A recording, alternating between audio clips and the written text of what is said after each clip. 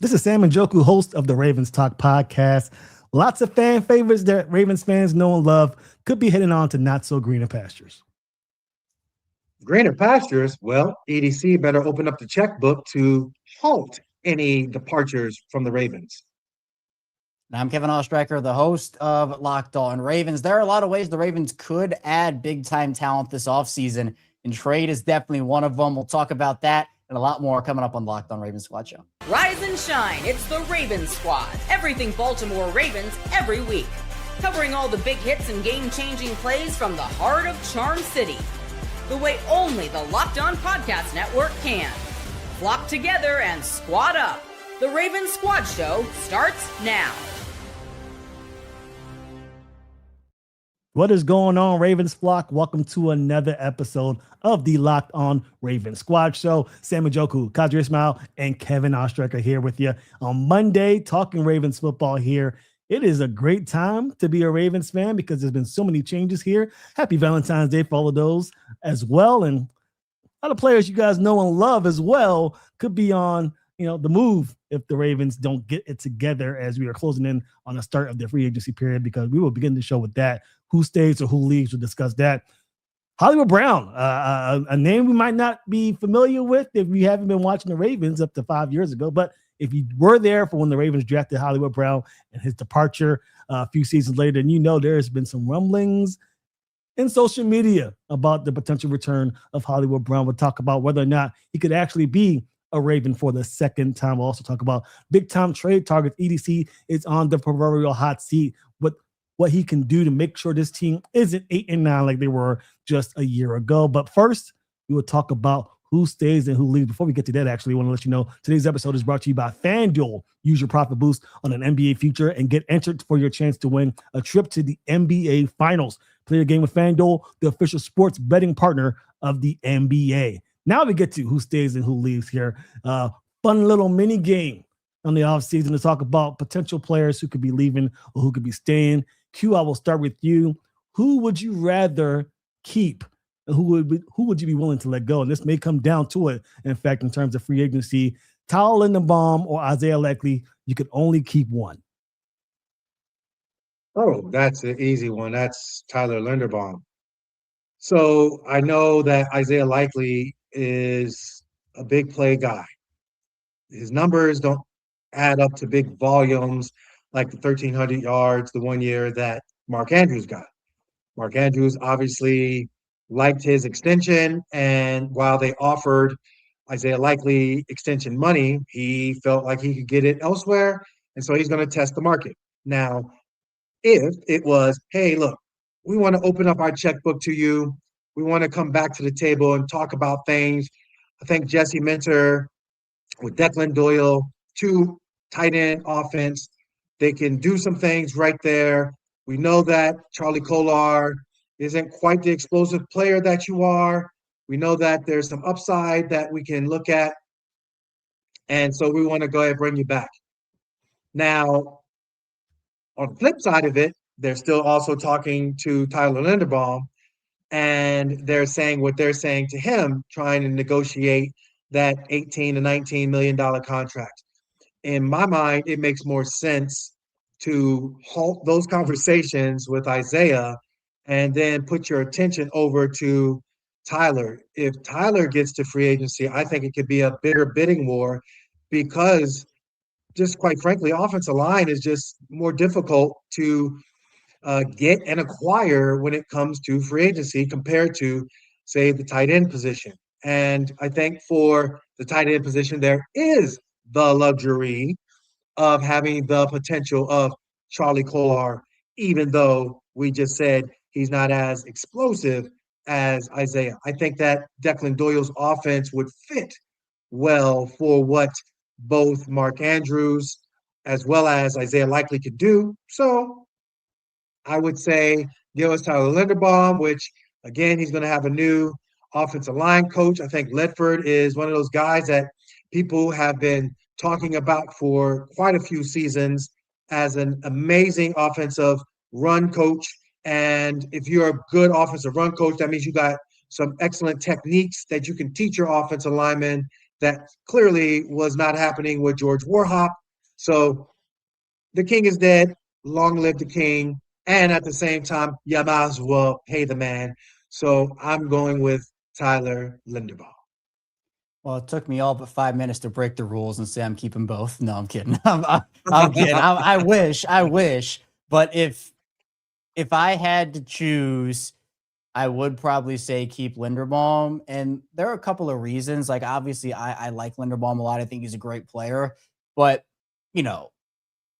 honestly, and I talked about this morning on the show, the Ravens, when they signed Andrews, that to me cemented that Likely was walking out the door. And I don't think that was the right decision. Personally, I think they should have, if you had to choose between Andrews and Likely, I would have picked Likely. I think they should have picked Likely in that situation for a couple of different reasons. That's a different conversation.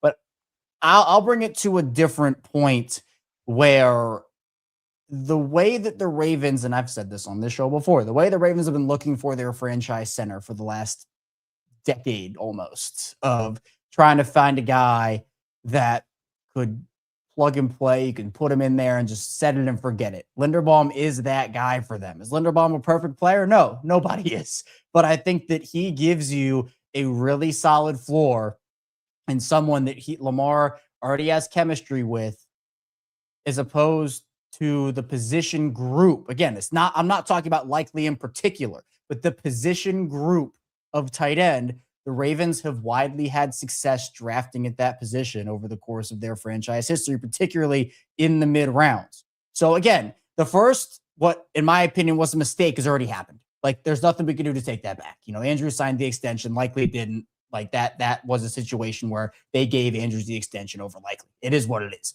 Now, to me, I think when you talk about how easy it is to replace both those guys, the answer is not easy to both. Like, it's not going to be easy to replace a guy who has the potential that Likely does and the athleticism that he does. I think, again, it was just a bad year with the injury and kind of trying to find a rhythm that he never really had.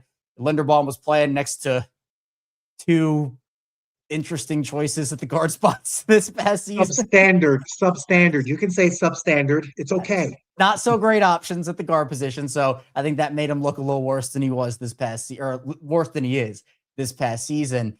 But I just feel like the replacement plan, not the replacing the player, but the replacement plan for a guy like Likely is probably a little easier, because we've seen them draft guys like Dennis Pitta and Ed Dixon. We've seen them draft guys like Mark Andrews and Isaiah Likely and Charlie Kohler. And yeah, you know what? They've had their misses in that group as well. Hayden Hurst didn't pan out. Max Williams didn't pan out, et cetera, et cetera. I'm not saying they have an 1,000% hit rate, but at the same time, I just think that the center position, I would worry if they downgraded there while also having to upgrade it to guard spots and having to essentially rebuild the entirety of their offensive line on the interior, as opposed to, yes, losing a really good and talented player in Isaiah Likely, who I do not want to go to Cincinnati and have a great year. I'd rather him go to the NFC if it was the case, but I have a lot of belief in Isaiah.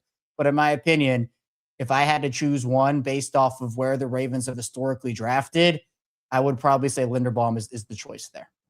Linderbaum, I agree. He's probably the choice. But interesting, two things. One, I watched your show recently, and you made a great point about Isaiah Likely potentially, not having the, I guess you could say he was in a situation where it might not be the case where he was, not re-signed at this point. We know that John Harbaugh loves his guys. Mark Andrews, I think we know, is one of Harbaugh's guys. Had John Harbaugh not been here, had it been known that he wasn't going to be here, and Mark Andrews wasn't signed, I think that they probably would have leaned more to Isaiah Likely than Mark Andrews. I think you made that point as well. I agree with that. But also an interesting point now. What if, Jesse Minter, Declan Doyle, they say, you know what, we love Isaiah Likely so much. Yeah. We're not willing to let him part. I know we have money tied to Mark Andrews. Is there a way to keep him? There is a way if they don't get a big deal done. The franchise tag is one that has been talked about. I think it was honestly talked about in the chat somewhere here as well. So people are thinking about maybe it's time to franchise Likely, as Thomas Blueprint said. Could that be a situation, Kevin, and I'll start with you, where you could see potentially a franchise tag put on Isaiah Likely? It's possible. I mean, the number for franchise tags for tight ends this season is about $16 million.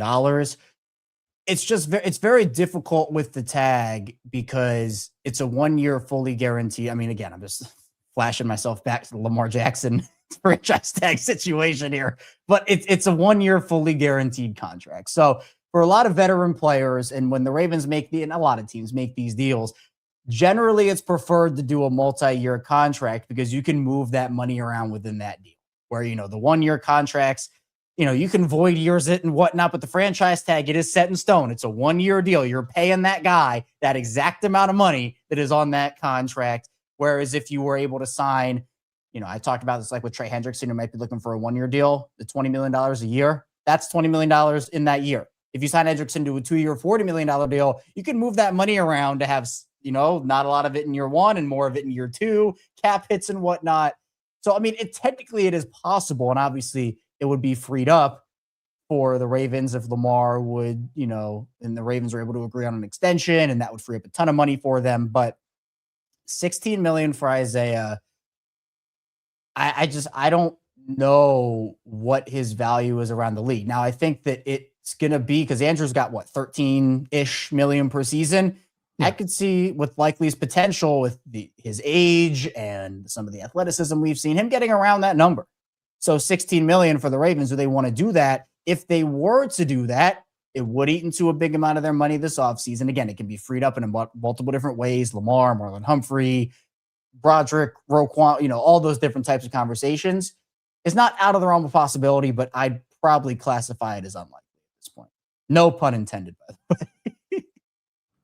It's so interesting because we're having these discussions, and again, from a franchise tag aspect, this is Kevin's realm where he can go back and check, who got franchise.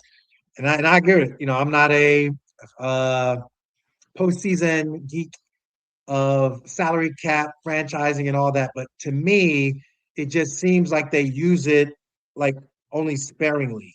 If they really had to, not necessarily because, almost having Isaiah would be almost a luxury, if you will. So therefore, we'll franchise him.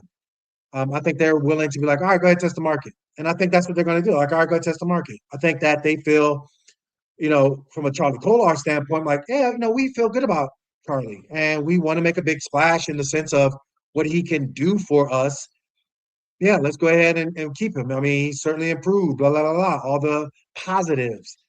But, yeah, with Isaiah, boy, that just doesn't look like a big splash, if you will, when it comes to franchising. I think the only other guy that they would have, and they didn't have to, would probably have been Kyle Hamilton. If that got out of hand and he didn't, come to the table and play ball as far as negotiations. So, yeah, I don't know, that franchise tag. It just seems like, again, like I said, Kevin, correct me if I'm wrong, but it just seems like they're really picky with it when it comes down to actually implementing it. The franchise tag? Yeah. Let me look at the history because you're correct. They don't really use it. The Ravens franchise tagged players. They did it on Namdi in 2024. That was the last time they used it. Obviously, Lamar in 2023. They did it with Judon in 2020. They gave it to Justin Tucker back in 2016. Ray Rice in 2012. Elodie Nada in 2011. They gave it to Suggs back in 2008 and 2009. They gave it to Chris McAllister in 2003 and 2004. And the first Raven to get it, Wally Williams in 1998. Wally Williams. Wow. Wally. So there are some teams that use it, every 2 years, every 3. The Ravens generally tend to avoid to use it when they can. But again, they were also a team that didn't really like void years. They refused to use void years. And then they started with Odell. That was, I think, the first big void year deal that they made. And now they can't get enough of it. So, I mean, times do change. But yeah, historically, they're not a big franchise tag team, maybe as much as other teams. Well, one of the things that you brought up as far as some of those players' names, again, those are guys where they're like, all right, we're not going to let them test the market. I mean, I'm not a fool. If we let Haloti Nada get out that door, he ain't coming back because we're gonna get outbidded. You're not a fool when you're looking at Justin Tucker, who before there was all these other guys and the Aubrey down in Dallas or a couple of the other kickers, like nobody understood the art of the straight kick. Brandon Aubrey, thank you. Nobody understood the art of the straight kick like Justin Tucker. So no, you got to be an exception to the rule for us to franchise tag you. Matabike, like people covet, and we saw like 2 teams, technically 3, technically 4 in the playoffs to I said like Jim Moore playoffs, but we saw where the D linemen, I mean, goodness, they were just unleashed. If there was ever a time to say, yeah, Matabike got franchise tag, well, we saw the reason why is because when you got dudes up front and them dudes can get after the quarterback like mother of pearl, it makes it tough. And so I think for this cycle, in my mind, like, who wants the franchise tag? Yeah, all right, I mean, Tyler, sure. We don't want you to get out there, but we're trying to negotiate now. That sort of thing.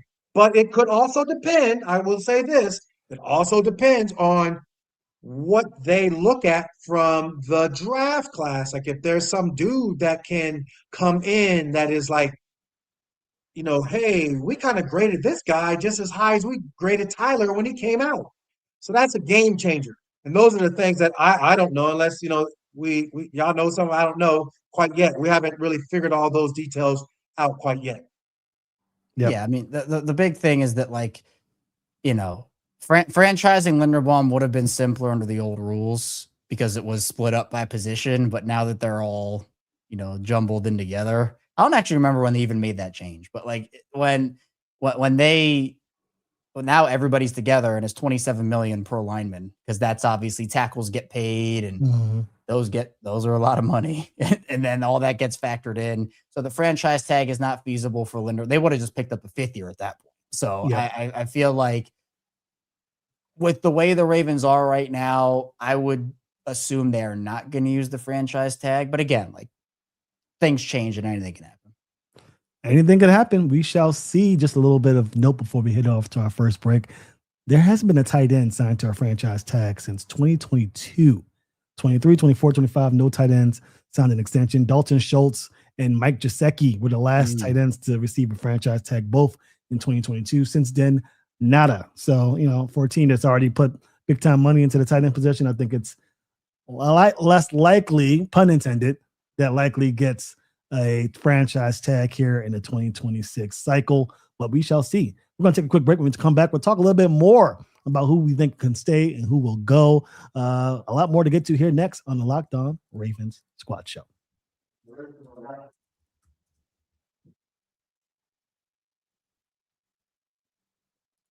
Finding a doctor you actually like can feel like discovering a diamond in the rough. Sure, you want someone who's in-network, nearby, and has availability, but you also want a doctor who listens, makes you feel comfortable, and explains things clearly. That kind of doctor exists, and finding them is easy with ZocDoc. ZocDoc is a free app and website that helps you find out and book high-quality in-network doctors so you can find someone you love without all of the hassle. We're talking about booking in-network appointments with more than 150,000 providers across all 50 states, covering over 200 specialties from primary care and dentistry to dermatology and eye care. I admit I've definitely put off doctor appointments longer than I should. Between work, life, and everything else, it's easy to delay. ZocDoc makes the process simple. You can search by specialty or symptoms and actually build a care team that works for you. And whether you want to go in person or do a video visit, ZocDoc makes it easy either way. Stop putting off doctor appointments and go to ZocDoc.com/LockedOnNFL to find and instantly book a doctor you love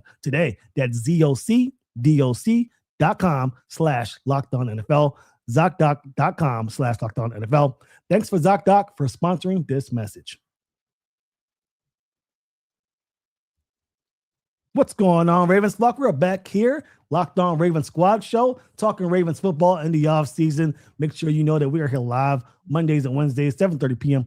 Eastern Time for your Ravens news. Also catch the Locked On Ravens podcast with Kevin Oestreicher 5 days a week at 6 a.m. and now an additional 5 episodes 5 days a week at 6 p.m. So Kevin's going to work even in the offseason. Still more news to cover. We know it. We've shown it throughout this show. So make sure you guys tune in for some more daily Ravens news coverage now twice a week, Mondays through Fridays, and maybe even after all that, including the weekends, depending on headliners. So be sure to stay tuned for more on the Locked On Ravens podcast as we get set to talk about free agency, draft, all of that stuff as we get closer and closer to the waiting game for Ravens fans about who stays and who leaves. We're going to get back to it. Another nice tidbit here, a little less severe of a loss, I think, between Tyler Linderbaum and Isaiah Likely. Let's go with and Kevin, I'll start with you here. Chidobe Awuzie or Draymond Jones? Who stays or who goes if you had to pick one? Yeah, a little tougher here. Yeah, that is a good one, actually. Yeah. Wow. I'm going to go with Awuzie, 51-49. And again, it's not because I don't like Draymond or want him back. But again, I'm looking at it positionally, where I think that if the Ravens, so over on Spotrac, they have Draymond Jones's value at around $10 million per season, which I think is fine. Like, I don't think that's a bad deal for Draymond. But I'm going to go against probably with the pot, because I think most people would probably pick Draymond. I just want to have a conversation to put everything out there about it. And if you pick Draymond, look, I'm right there with you. I was almost there. But I'm going to go with the Awuzie because I think that if it's giving Draymond $10 million and then like that's your only thing, I'd rather invest that money, the $10 million from Draymond, into maybe a tier up from Draymond and say, hey, if Hendrickson wants $20 million, you can get Draymond's 10 and put it towards Hendrickson. Or maybe it's Bradley Chubb now who just got cut from Miami, or maybe it's in a trade for somebody or something like that. I think that's the thing. But now with, again, like Chubb is an interesting example here where I think a combination of Awuzie and Chubb is pretty interesting. And especially with Chubb's injury history, would he cost around the same, maybe a little less, maybe a tad more than Draymond does? That's an interesting conversation to have. But I think Awuzie was so good for them last season. And, he's somebody that with the uncertainty surrounding Marlon Humphrey and some of the other guys in that positional group, like, Nate is there, TJ Tampa's there. I think that Awuzie was really solid for them. And I think he's not going to cost a ton to bring back either. Like I could see like a 2-year 12, 2-year 14, maybe for Chidobe Awuzie, depending on what the market is for corners. Could be crazy. But I think to me, I'd probably pick, if it's Draymond Jones and a lesser corner or Awuzie and a guy like Bradley Chubb, I really like that Awuzie-Chubb combination. So see how he did that? Added Bradley there. Bradley wasn't in the mix. So that wasn't the question. So there. So this is how the offseason goes with Kevin. You got to put everything on the table, man. That's what I'm saying. Like, see, if it was during the season, I'd be like, yo, here's the deal. But see, the offseason, now you got the X factor of the unknown. Mm-hmm. And Kevin can just like say it. So yes, I agree. Bradley Chubb and Awuzie is different than Draymond Jones versus Awuzie. I like Draymond Jones as far as what he did and what they need. They don't have anybody up front. He would be continuing to, I think, get better in the mentor defense, the Weaver defense. But yeah, are you getting a Jalen Phillips? Yeah, take that, Kevin. Good name. If you get that guy, then I'm saying keep Draymond and, yes, bolster your defensive front, period, end of discussion. You had all day, every day, and then some to throw the football. And last I checked, Awuzie was giving up a touchdown in Pittsburgh. Why? Because he bid on a double move that, what in the world? But if you have somebody that can come off that edge and get in front of Ben Roethlisberger, if you can get in front of Aaron Rodgers, I'm saying Ben Roethlisberger because I was listening to the one podcast and it was like Steeler on Steeler crime with all the drama that was going back and forth. And I was like, man, it's so peaceful here over in Flock Nation, over there in Steel Country. Boy, there's like a civil war going on. And it is funny to me. So that's where the Freudian slip. But if it is Aaron Rodgers or whomever, all I know is you need to get after the quarterback. We saw what happens when the Texans came in a week later. There was no, oh, I can just sling it down the football field and do what I want to do. But if you got time to throw, like you can have Chidobe Awuzie all you want, but homeboy's going to get some big boy passes thrown and caught on him. It's when that quarterback is under duress, that's where trouble comes. And so I'm saying Draymond Jones. Yeah, well, I quickly do. I want to defend Awuzie real quick because I think on that double move cue, I think he slipped. Oh, there. Yeah, I see. There's a comment too. Yeah, I see there. So Awuzie slipped on that play. He didn't get beat on. He didn't bite on. He got slipped up. So well, whoa. I thought we were professional football players here. I'm just giving a context. I don't know if the surface was weird. I don't know if that Acrisure turf is weird. Q, I know you. Receiver didn't slip. Oh man, I love it. I'm just putting all it out there. I'm just saying. You know, you and your boys, y'all just be coming up on here, and y'all just be like, y'all pick and choose. Y'all just pick and choose. Like, oh yeah. So what happened was, it's like Chidobe slipped. But Marlon, with his stiff back and hips, couldn't make a tackle either on Gainwell when it was third and freaking long. And it was third long. He would have been all right to just tackle him. And he just punted the ball. You'd have punted the ball. Punt the ball. No. You make the guy miss, and all of a sudden he gets up the field. So those are two corners that, oh my. Give me Draymond Jones. Thank you.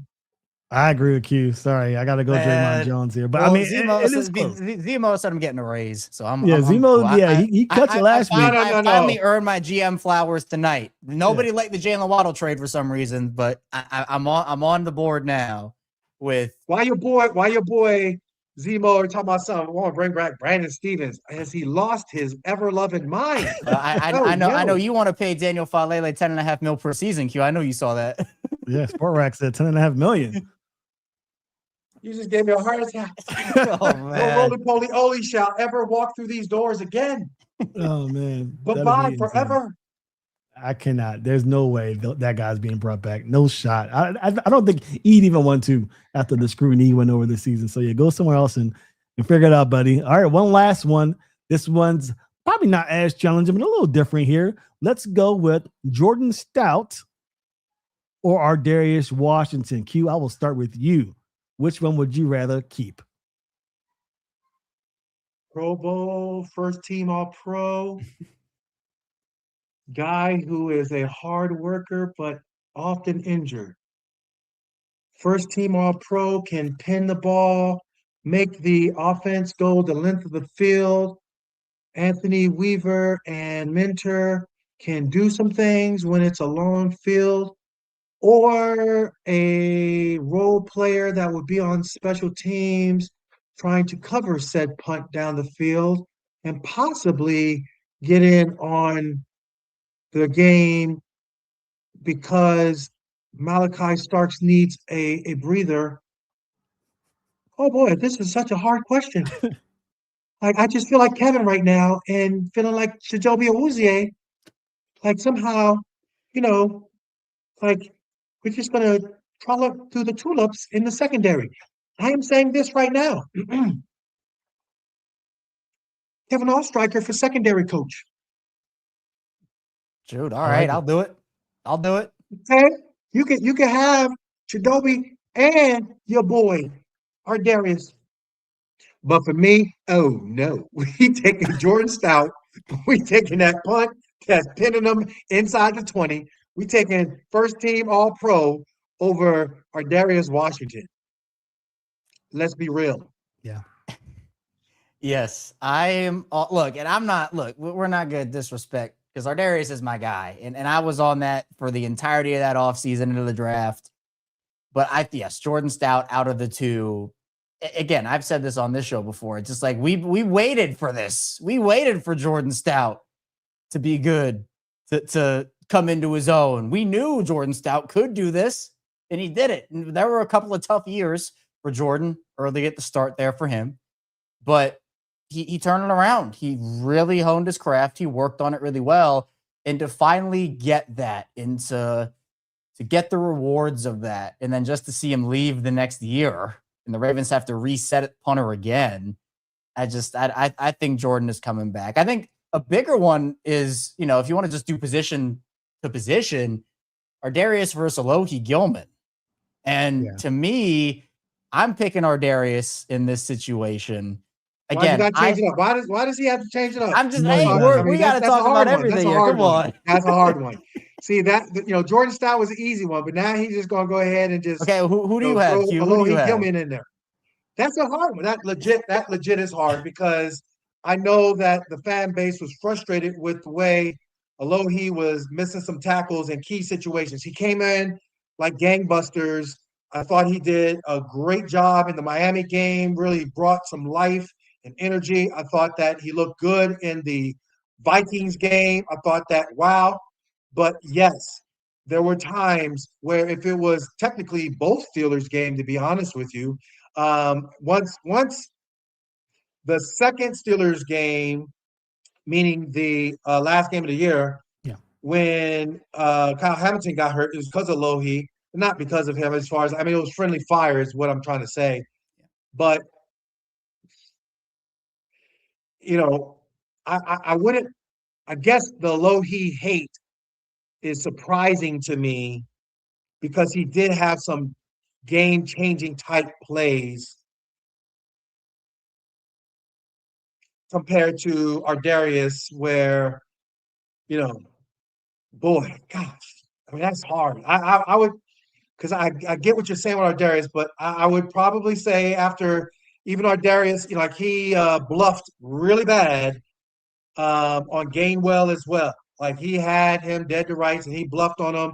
Now, technically, he shouldn't have got to him, because technically, if you want to be technical about it, I guess you could throw in Roquan Smith. So who should take a pay cut, Roquan or Ardarius? Humphrey? Oh yeah.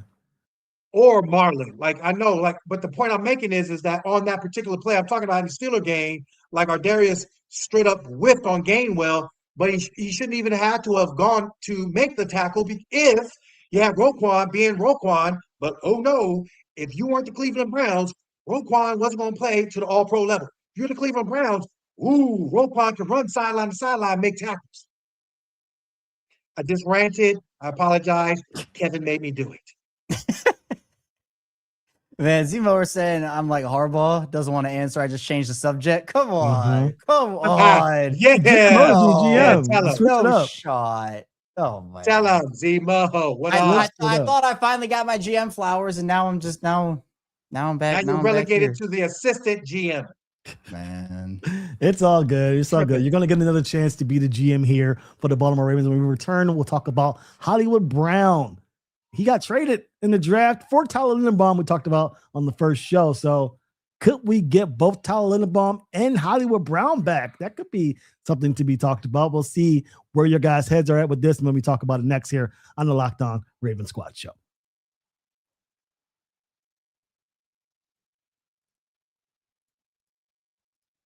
Ever wanted to experience the NBA Finals live and in person? FanDuel is giving you the chance to turn that dream into reality with their NBA sweepstakes. Here's how it works. Use your profit boost on any NBA future, and you'll automatically be entered for a shot to win an NBA Finals trip for two. That's right. Flights, tickets, the whole experience. If you're already looking at the board and thinking about which team can make a deep run, this is the perfect time to lock it in. I love futures this time of year, whether it's picking a team to win the championship or grab a conference title. It adds the extra layer of excitement to every game down the stretch. And now, not only can you pick cash, but it can also send you to the NBA Finals. Visit FanDuel.com to get started. Use your profit boost on an NBA future and get entered for your chance to win a trip to the NBA Finals. Play your game with FanDuel, the official sports betting partner of the NBA. We are back here, Locked On Ravens Squad Show. Kevin joining Q and I, talking Ravens football here on a Monday. Thank you guys so much for tuning in. If you're listening in live, if you're listening wherever you get your podcast, be sure to give us 5 stars. Tell a friend about the Ravens Squad Show as we are here talking Ravens football throughout the offseason as we get set for the 2026 season. Another person who's getting ready for the 2026 season is Eric DeCosta. We talked about how there is a little bit of heat under him in terms of getting this team back to where they need to go. Another guy talking about potentially returning to the Ravens, Hollywood Brown, and he's putting it on himself to let it be known out there in the social media verse that, hey, Baltimore, no hard feelings now. There was a regime here that I wasn't really clicking with. Now we got an opportunity to come back and make things right with Jesse Minter. Hollywood Brown was probably the first among many to talk about how this, offense did not fit the receivers. Hollywood wanted to change. Not sure if he's had the type of success that he'd want under the Arizona Cardinals and the Kansas City Chiefs as well. Q, what are your thoughts about it? What are your chances? What do you think the chances are of Hollywood Brown returning to the Baltimore Ravens? Yeah, so this is interesting. Nana Rave saying no Soldier Brown. I laugh because I remember when Hollywood first got to the Ravens. I remember him and Lamar FaceTiming on draft night saying, Hollywood, Hollywood. And that was all Lamar could say because he was just so geeked that he had, Hollywood. But then you also remember the kind of up and down ride of experience with Hollywood. One moment, in the Detroit game, he's running by fools and dropping 3 touchdown passes. Then he redeems himself and comes back against the Denver Broncos and, again, gets big boy plays down the football field and helps the team out. But I think that up and down ride, from what he was saying, was due in large part to just the way the offense was run, and he didn't feel like he was involved in the offense. It's interesting because I think with his play in Kansas City, I thought technically there would be more from Hollywood. And I think the injury that he sustained his first year kind of derailed whatever he would have had.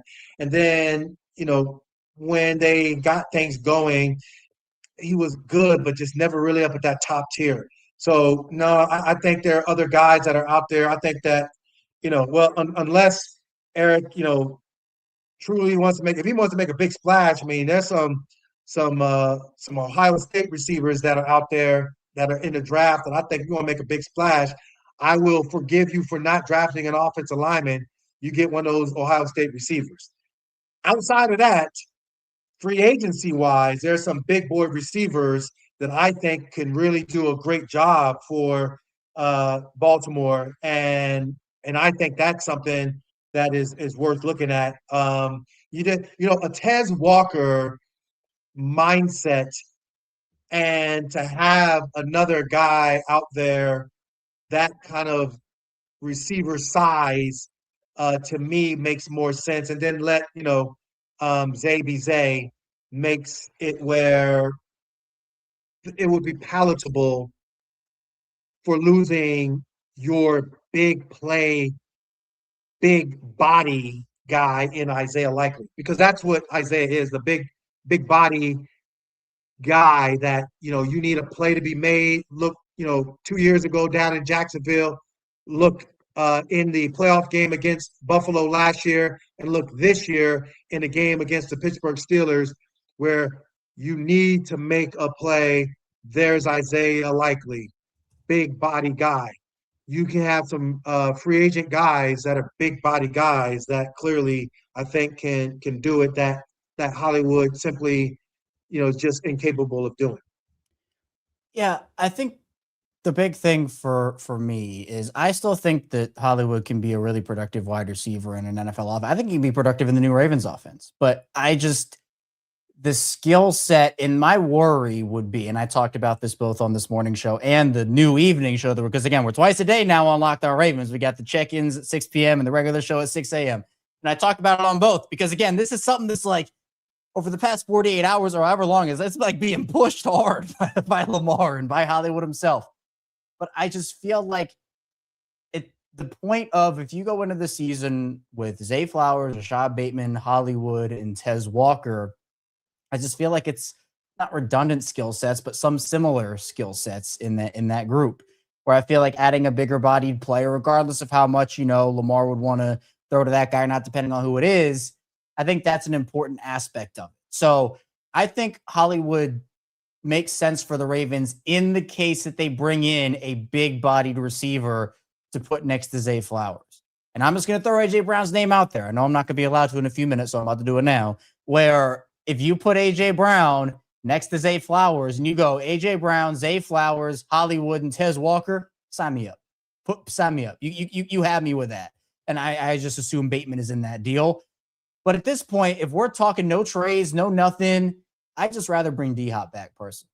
Like, I just feel like there's less overlap there. I think if you use D-Hop and Tez more, along with the other guys, I would rather have D-Hop right now for what this Ravens offense needs than a Hollywood. And again, it's nothing against Hollywood. Like, the team could sign him and have a lot of success. I wouldn't be shocked if the Ravens signed him now, for being honest, based off of all these things.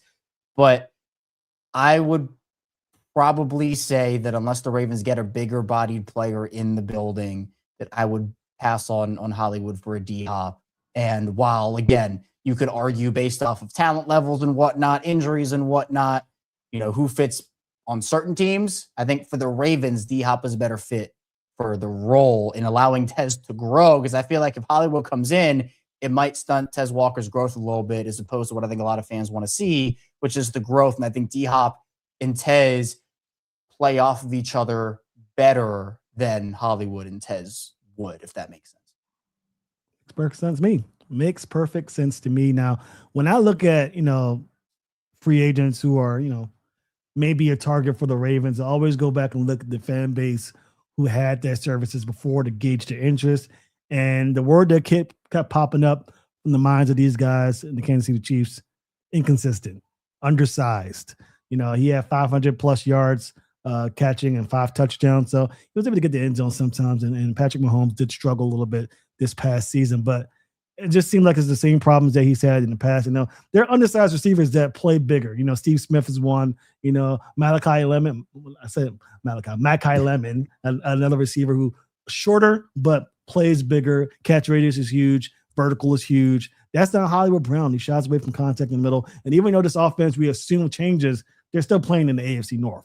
They're still playing against safeties that wear yellow and black. They're still playing against linebackers in Cincinnati, even though they're not great at tackling all the time. When they do tackle you, they're tackling you to hurt you. Same over there with the Cleveland Browns. So I don't know if he's going to be as big of a fit as maybe Hollywood thinks he is. And as you mentioned, Zay Flowers are brought in already.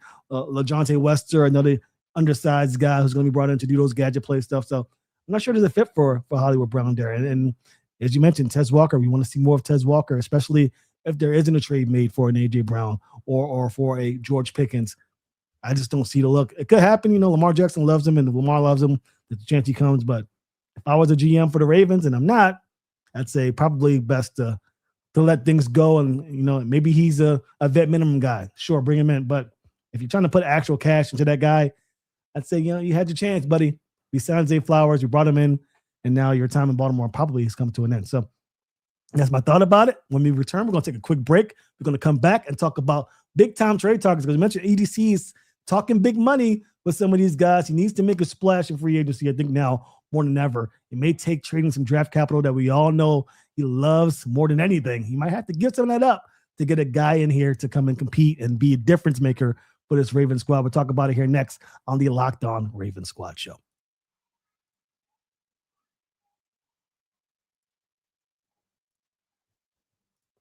Tax season doesn't have to take over your life this year. TurboTax is making it easier than ever to just hand things off and move on with your day. With TurboTax full service, you can have your taxes done for you by a trusted local expert, start to finish, without the stress or guesswork. Instead of spending hours trying to figure out forms, you can meet with a local TurboTax expert in person or connect online to handle everything from W-2s to self-employed forms and work to get you every deduction. You can upload your documents, go about your day, and get updates right in the TurboTax app. For a limited time, you can have your taxes done by a local TurboTax expert for just $150 all in. If a TurboTax expert didn't file for you last year, just file by February 28th. Take taxes off your plate and get back to your life. Visit TurboTax.com/local to book your appointment today.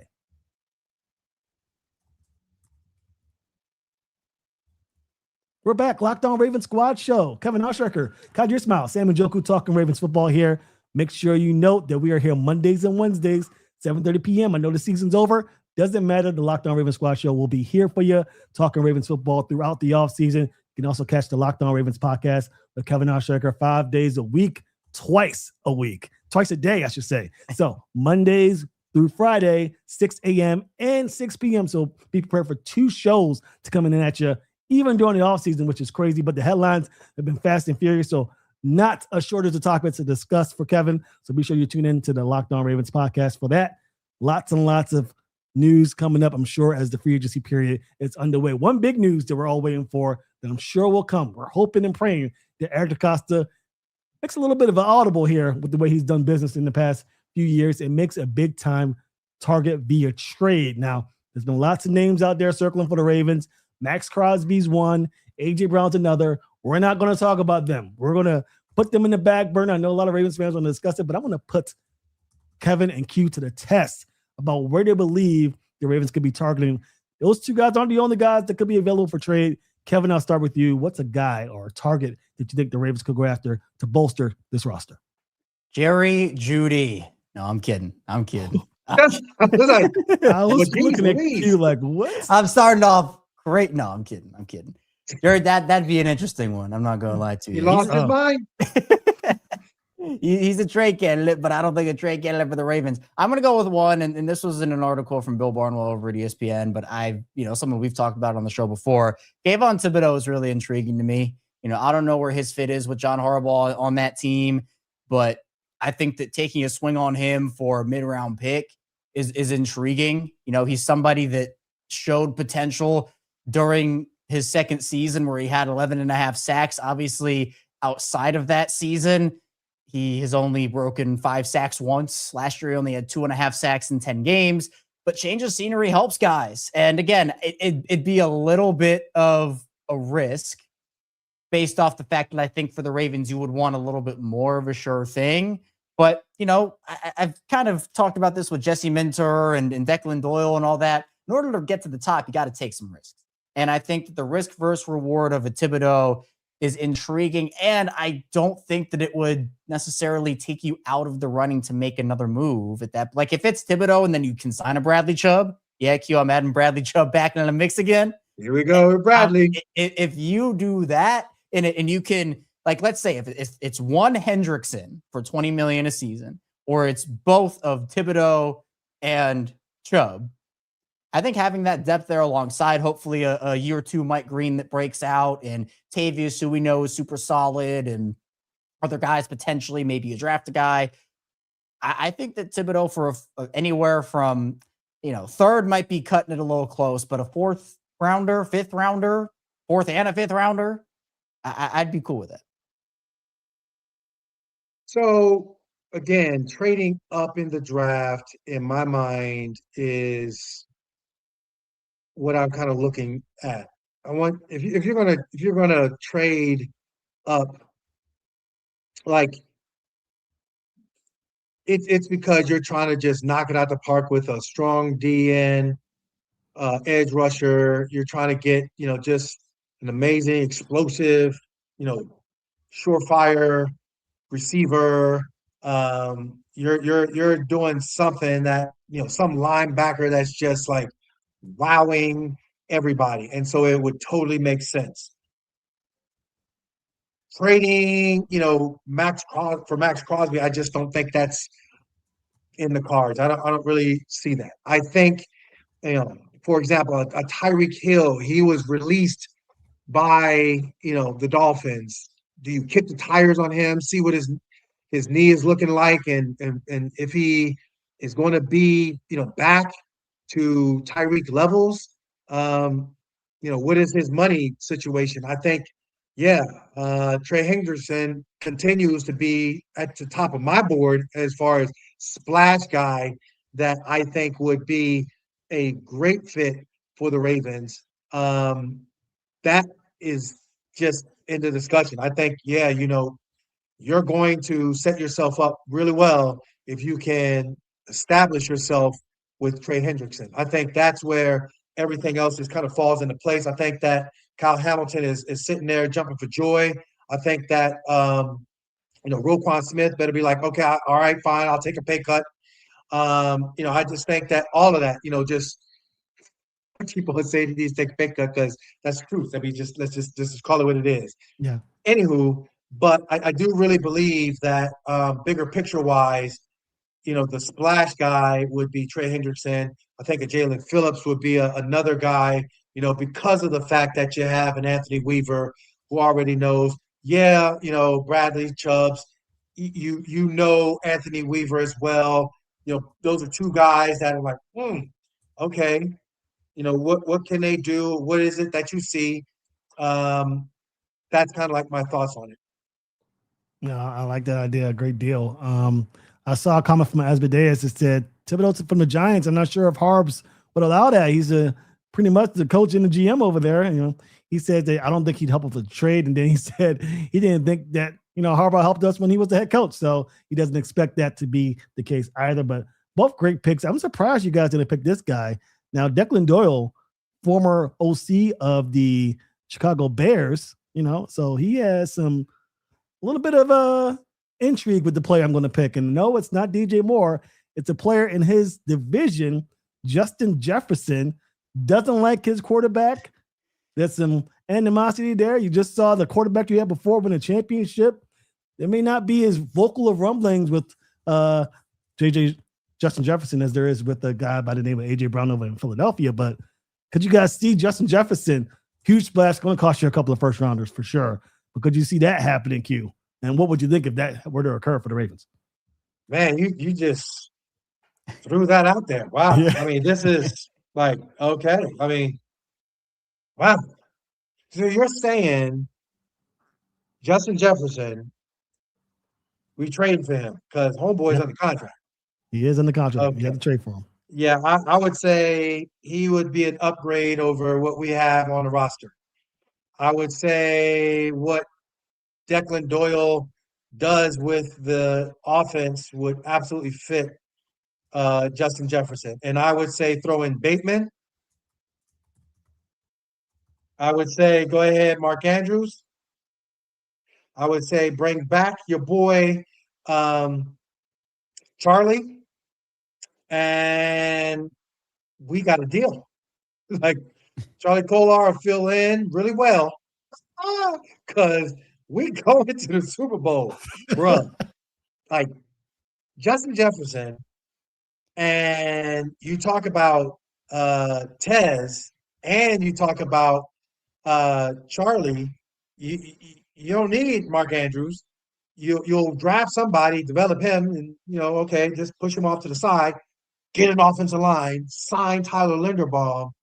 You already got a run game coordinator that is just incredible. So know you're going to go ahead and bolster up that offensive line. Mother of pearl. Like it's a wrap. Let's go. I mean, what are we waiting for? I mean, I'd do it if, they can. I don't. Get trading the first. I just have to see it to believe it in terms of trading the first. I don't believe they're going to until I see it. Now, Jefferson, I did look up the cap numbers, and if the Vikings, so right now he has a 70, and again, the trade stuff is different, but he has a $24 million base salary that'd be coming over with him. His cap hit right now in Minnesota is about $39 million. The dead cap is $72 million. The out for them is in 2028. I mean, again, like you can manage the money to where you can make it work if you want to with most of these guys, even though it might cost the trading team a little bit in the short run. But I don't know. I feel like for Minnesota, you would need a lot of draft capital and the contract. Like I would love Justin Jefferson on this team, but I'd be curious to see, like, again, if you're talking about like Jefferson or AJ Brown, and if it's like, you trade your first for Jefferson, but A.J. Brown only costs a second, I just pay up the first. Because I think the talent level for Jefferson is, he's still a top 5 wide receiver in the game. Like, it'd be a no-brainer to add him, especially that to a Declan Doyle offense. But if you're talking like 2 or 3 first rounders, I mean, there are only a few guys in the league that warrant that. And I think Jefferson is one of them. Like, I think Jefferson, you could make an argument, him, Jamar Chase, a couple other guys. But I think it's just such an intriguing conversation because there's no way we'd be having this conversation if, the old coaching staff was still in the building because of how they valued wide receivers, right? These conversations are only possible if, the Ravens make the move off of those guys and they bring in a guy like Declan Doyle. So do I predict it happens? No, I don't predict it happens. I don't think they're going to make a move like that. I don't feel like that's going to be that. I think they're going to change their philosophies, but not that much to change their philosophies. So I'd be curious to see what it looks like. But look, if you're talking just 1 first rounder for Justin Jefferson, I would make that deal. He's good enough to. I get that the whole notion about receivers in this offense, but it's not this offense. It's a new offense. So we'll see. You want to trade 2 first rounders for Justin Jefferson? 2? 2 first rounders for Justin Jefferson. Ooh. Yeah. I would trade 2 first rounders. I would trade 2 first rounders, but you would also have to then be okay with, again, not having the guys on rookie contracts and the contract money. But I just don't think that's what the Ravens are going to do. Yeah, but see, you're also looking at the Ravens being all in, trying to chase it right away. And that now mentality of like, all right, let's just do it, and kick the can down the road, a la Howie Roseman and John Snyder. I think both of those guys were crazy aggressive in their mindset. And just kicking a can down the road. Now, that being said, so, how far down the road or how hard you want to kick to find success.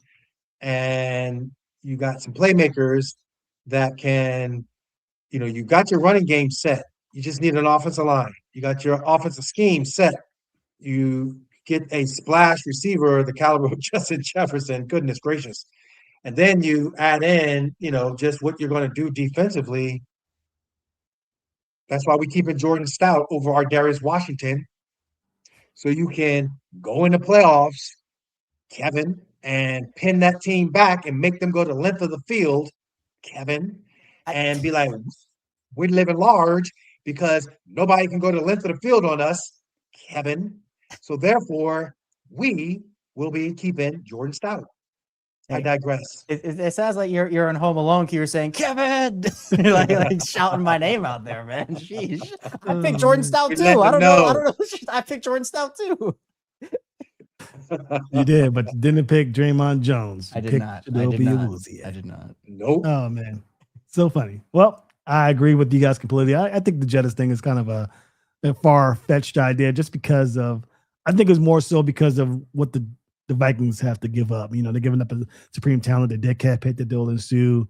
If they trade him prior to June 1st, it just seems like a tall task for them. But if I'm the Ravens, I am pulling the trigger for sure for 2 first. I'm not sure if EDC will do that. I'm just very intrigued by the talent in the draft. And again, I haven't done a deep dive with the draft players yet, but the 14th pick, the chances of you getting a Kyle Hamilton type player this year, I don't see it here. So maybe that first round pick is up for grabs for a team willing to give up some supreme talent. And I don't know if there's a better talent out there than Justin Jefferson that you can get for that first round pick and some, as we all know.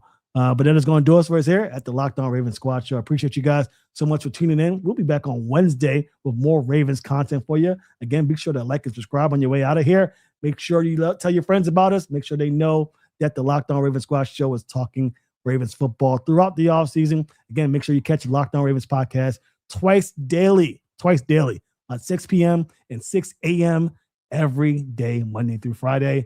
Weekends, you may get some headline content here or there, but you are guaranteed 2 shows Monday through Friday from the Locked On Ravens podcast and Kevin. So give it up to him for doing all that work, and make sure you guys, reward us for our labors with a like and a subscribe to really, really help this show out as we continue to grow and get out there to the Ravens flock. So for myself, Kevin Oestreicher, Kadri Ismail, thank you guys so much for tuning in for the Locked On Ravens Squad Show, and we will see you on Wednesday.